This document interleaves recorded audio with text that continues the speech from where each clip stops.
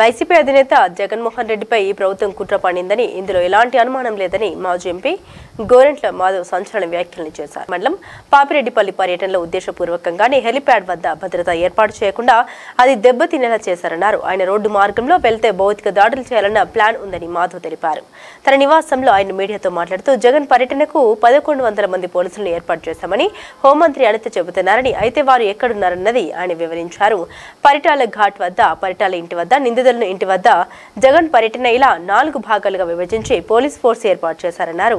జగన్ కు కేవలం 1 భాగం మాత్రమే కేటాయించారన్నారు. ఏ మాత్రం విలువ లేని నారా లోకేష్ కు Z+ కేటగిరీ సిఆర్పీఎఫ్ బలగాలను కేటాయించారని విమర్శలు చేశారు. స్పెషల్ బ్రాంచ్ పోలీసులు, ఇంటెలిజెన్స్ వారు, కౌంటర్ ఇంటెలిజెన్స్ వారు అందరూ కలిసి ఒక రివ్యూ జరిగినప్పుడు ఆ రివ్యూలో ఇతను హైయెస్ట్ థ్రెట్ కలిగి ఉన్నారు అసాంఘిక శక్తులతో. కాబట్టి జగన్మోహన్ రెడ్డి గారికి Z+ భద్రత అవసరము అని కౌంటర్ ఇంటెలిజెన్స్ వారు నిర్ణయించడం జరిగింది. దాని మేరకు గౌరవ జగన్మోహన్ రెడ్డి గారు ఈ రాష్ట్రంలో ఎక్కడ పర్యటించినా ఆయనకు 3 అంచెల భద్రతను కల్పించాల్సిన బాధ్యత రాష్ట్ర ప్రభుత్వం పైన ఉంటుంది. ఇది రాష్ట్ర ప్రభుత్వం గుర్తించాలి.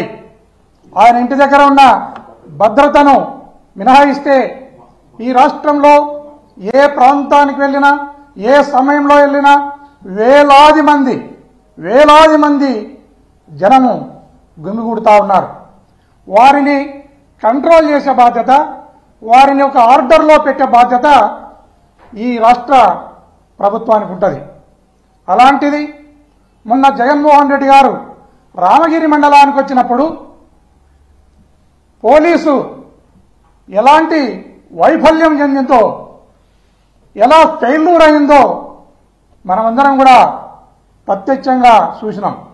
దీని మీద హోమ్ మినిస్టర్ గారు రెస్పాండ్ అవుతూ 1100 మందిని పోలీస్ వ్యవస్థను డిప్లాయ్ చేసినామనే మాటను అనిత గారు మాట్లాడడం జరిగింది. అమ్మ అనిత గారు, మీరు 1100 మందిని డిప్లాయ్ చేస్తే వారు హెలికాప్టర్ ప్రొటెక్ట్ ఎందుకు చేయలేకపోయినారు? జగన్మోహన్ రెడ్డి గారి పర్యటనను జాగ్రత్తగా చూసుకోండి. బాడుకోకు బారానా, మాల్ ఓనర్కు చారానా అన్నట్లు మీ డిప్లాయ్మెంట్ ఉంది. అది ఎట్లా అంటే, మీరు పెట్టిన 1100 మంది పోలీస్ సిబ్బందిని పరిటాల సునీతమ్మ ఇంటి దగ్గర కొందరిని, పరిటాల రవి సమాధి దగ్గర కొందరిని, అదేవిధంగా మొన్న లింగమయ్యను హత్య చేసిన ముద్దాయిల ఇళ్ల దగ్గర సగం మందిని డిప్లాయ్ చేసి, ఎవరైతే జగన్మోహన్ రెడ్డి గారిని చూడడానికి వైఎస్ఆర్ కాంగ్రెస్ పార్టీ కార్యకర్తలు కానీ, లీడర్లు కానీ వస్తున్నారో వారిని కంట్రోల్ చేయడానికి మిగతా పోలీసును 4 భాగాలు చేసి మీరు అక్కడ పెట్టడం జరిగింది. జగన్మోహన్ రెడ్డి గారి దగ్గరికి వచ్చే వరకు ఆ హెలికాప్టర్ దగ్గర గార్డు సరియలేదు. అదేవిధంగా లింగమయ్య ఇంటి దగ్గరికి జగన్మోహన్ రెడ్డి గారు పోయినప్పుడు అక్కడ మెటల్ డిటెక్టర్ లేదు, డిఎఫ్ఎఫ్డి లేదు, లేక అక్కడ పోలీస్ వ్యవస్థ కూడా చాలా ఇబ్బంది పడిన సంగతిని మనం గుర్తు చేసుకోవాలి. నాకు ఒక అనుమానం ఉంది ఈ రాష్ట్ర ప్రభుత్వం పైన. జగన్మోహన్ రెడ్డి గారిని భద్రతా రీత్యా భద్రతను తగ్గించేసి ఆ రోజు ఆ హెలికాప్టర్ ఏదైతే ఉందో ఆ హెలికాప్టర్ను విధ్వంసం చేయించి ఆయనను మార్గ మధ్యంలో బెంగళూరుకు మార్గ రోడ్డు అంటే ఆయన వెళ్లాల్సి వస్తుంది. ఆ మార్గ మధ్యంలో ఆయనపై భౌతిక దాడులు చేయడానికి ఈ రాష్ట్ర ప్రభుత్వం కుట్ర చేసిందనడంలో ఎలాంటి సందేహం లేదనేది నేను ఈ రాష్ట్ర ప్రభుత్వానికి తెలియజేస్తున్నాను. ప్రజలకు కూడా ఆడళ్లకు అక్క కాదు, మోళ్లకు బావ కాదు లోకేష్ బాబు. అలాంటి వానికి Z కేటగిరీనిచ్చి సిఆర్పీఎఫ్ బలగాలను ఆయన దగ్గర పెట్టడం జరిగింది. జగన్మోహన్ రెడ్డి గారు బయటకు వస్తే వేలాది మంది ప్రజలు గుమిగూడుతారనేది ఈ ప్రభుత్వానికి తెలిసి కూడా నామమాత్రంగా మీరు పోలీసును డిప్లాయ్ చేసినారు. ఇలాంటి ఆలోచన విధానాన్ని, ఇలాంటి దుర్మార్గమైన ఆలోచన విధానాన్ని మీరు ఖచ్చితంగా సర్దుబాటు చేసుకోవాలి. సర్దుబాటు చేసుకుని జగన్మోహన్ రెడ్డి గారు ఎప్పుడు బయటకు వచ్చినా ఆయనకు Z+ అనే సెక్యూరిటీ ఏదైతే ఉందో ఆ సెక్యూరిటీని ఇవ్వడానికి ఎప్పుడు కూడా ఈ రాష్ట్ర ప్రభుత్వంలో పనిచేస్తున్న పోలీస్ వ్యవస్థ ఖచ్చితంగా నియమాన్ని పాటించాలని ఈ సందర్భంగా తెలియజేస్తున్నాను. రామగిరి పోలీస్ స్టేషన్ ఏరియాలో నసనకోట అనే గ్రామంలో ముత్యాలు అనే వైఎస్ఆర్ కాంగ్రెస్ పార్టీ కార్యకర్త పైన, లీడర్ పైన, ఇంటిపైన రాళ్లు పడుతున్నప్పుడు స్వయంగా నేనే రాళ్లు పడుతున్న క్రమంలోనే పోలీస్ వారికి నేను ఇన్ఫార్మ్ చేయడం జరిగింది. కన్సర్న్ ఎస్ఐకి నేను ఇన్ఫార్మ్ చేయడం జరిగింది. కన్సర్న్ సిఐకి నేను ఇన్ఫార్మ్ చేయడం జరిగింది.